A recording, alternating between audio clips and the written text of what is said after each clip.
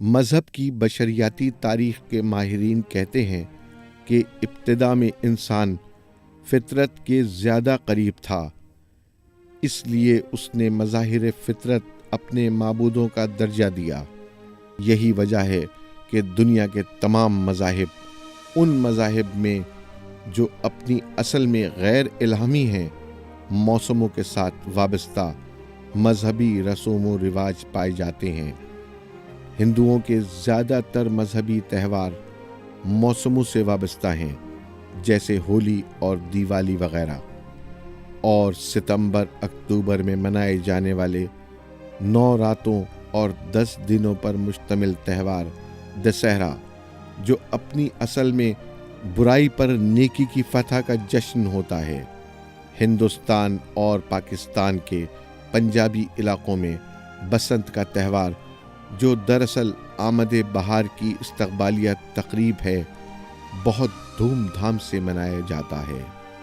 ہم نے پہلے یہ ذکر کیا تھا کہ موسم کا تعلق انسانی نفسیات سے اس قدر گہرا ہے کہ ہم بعض اوقات اپنی طبیعت میں آنے والی تبدیلیوں کو بھی دل کے بدلتے ہوئے موسموں سے تشبیہ دیتے ہیں۔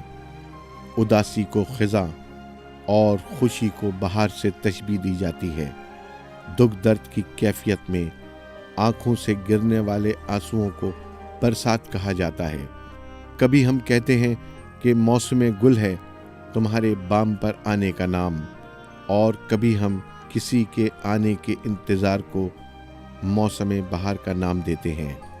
موسموں کا رشتہ انسانی زندگی سے اتنا زیادہ گہرا ہے کہ ہم اپنی عام زندگی میں بھی ایسے شخص کو جو نہایت تجربہ کار اور جہاں دیدہ ہوتا ہے، سیزنڈ انسان کا نام دیتے ہیں۔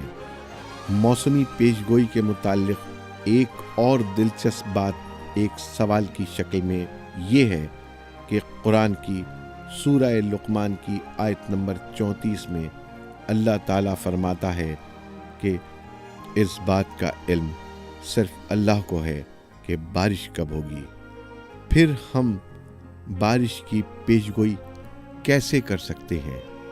اس سلسلے میں قرآن کے مفسرین کی مختلف آراء ہیں، مگر سب سے بہتر تفسیر یہ ہے کہ انسان یقیناً موسم کی پیشگوئی کرتا ہے، مگر اپنے تمام تر علم اور تکنیکی سہولتوں کی موجودگی کے باوجود یہ پیشگوئیاں 100% درست نہیں ہوتی، اور بارش کے اصل واقعات ہمیشہ انسانی گرفت سے باہر ہوتے ہیں۔ یہی وجہ ہے کہ ہم موسم کی تمام تر پیشگوئیوں کے باوجود آئے دن سیلابوں اور طوفانوں کی زد میں آتے رہتے ہیں، اور کثیر تعداد میں انسان ان قدرتی آفات کی تباہ کاریوں کا شکار ہو جاتے ہیں۔